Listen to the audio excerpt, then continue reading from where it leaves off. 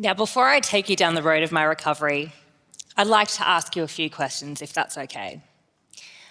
We have a very short amount of time together, and tonight I really want you to not just listen to the words that I'm about to say, but really hear them. During this short, but hopefully very sweet time together, you're going to hear me use the word normal quite often.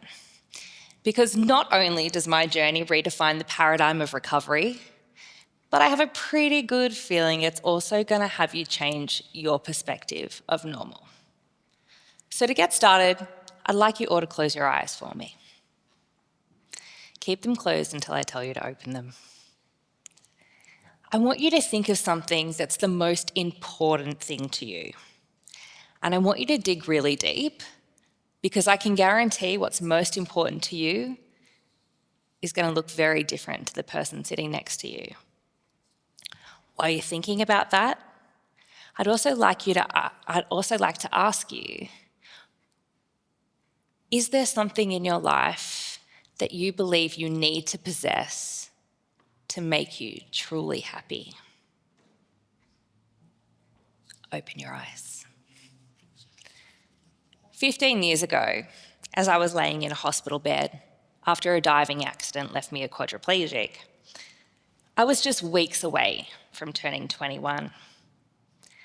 I'd lost more than just my mobility.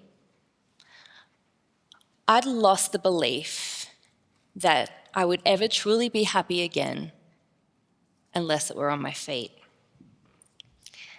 An interesting fact about the moments that I spent in that hospital bed, though, so many of them were spent watching TED Talks. And there were a few things that I didn't know then that I know now. What my future would look like, that I was neurodivergent, or that those TED Talks would change the trajectory of my life. Now, a quick Google search defines recovery as the return to a normal state of mind, health, or strength. I could relate to that because my normal was walking alongside my friends, walking my dogs, or walking towards the future I had envisioned for myself. Walking. This was the only way I could ever truly see myself being happy. Days turned into months and months turned into years. I pushed my body through some of the most rigorous exercises while asking my mum if she ever thought I would walk again. You see, I'd already lost that validation from my medical team because I was doing things that they had considered were impossible for someone living with my injury. While I longed for hope and that need for the validation to walk again, my friends were coming and going from my life. They were moving on, they were getting married, they were starting families.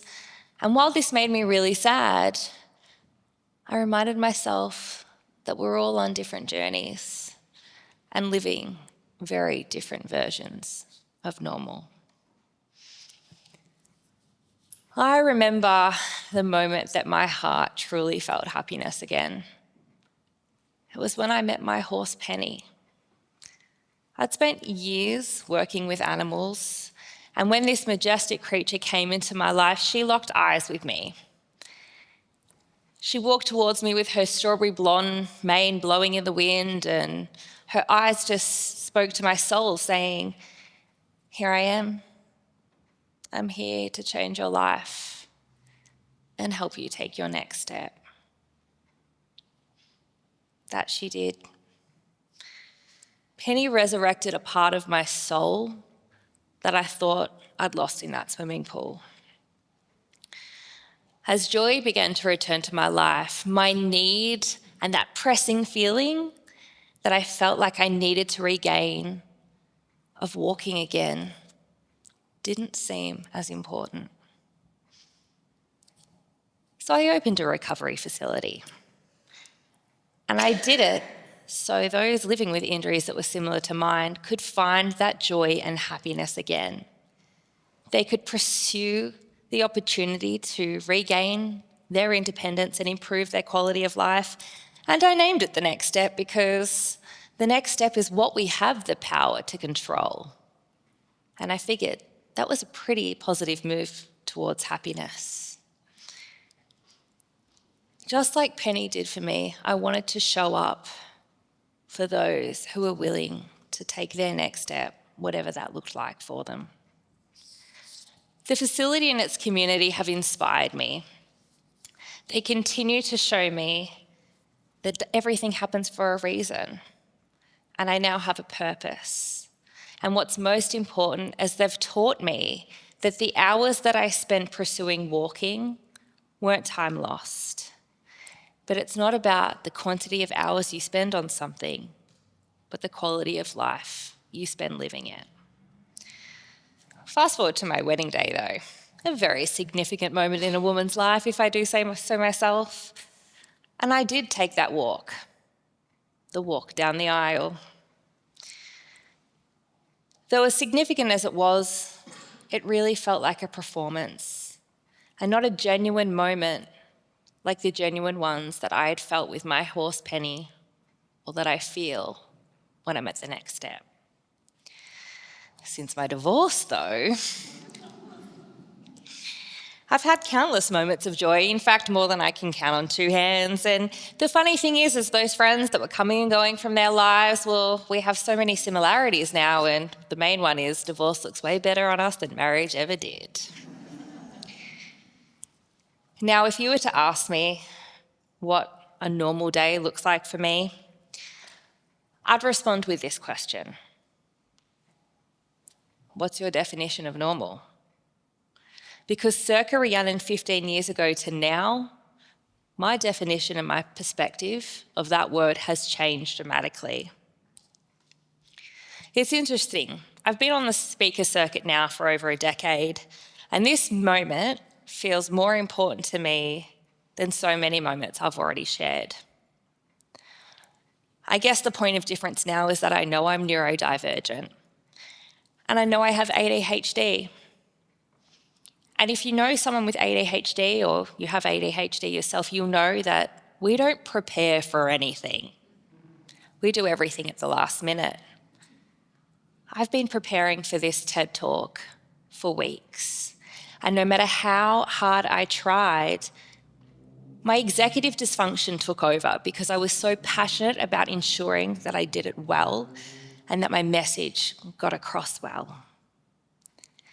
What I forgot, though, was how excited I was to be giving that TED Talk. In fact, I went back to 15 years ago when I felt like I wouldn't be happy unless I did something a certain way.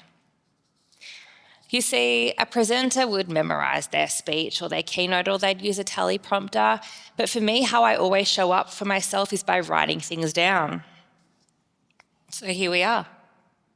Welcome to my normal. I'm giving this TED Talk, and I'm doing it the way that I do life. I'm living, and I'm definitely not surviving. I realize that it's not important how I deliver this TED Talk. What's important is the messaging and the fact that you get to hear that message. You know, it's interesting when you let go of things that were once really important to you, how your entire life re-evolves and your perspective changes. You see, something we all have in common as human beings is the power to adapt. And I think that's just as powerful as being neurodivergent and getting a divorce. Recovery is much the same as healing. They're both not linear. And while the definition, it exists in the dictionary or on Google, it's what is inside you and your potential that truly defines the word itself.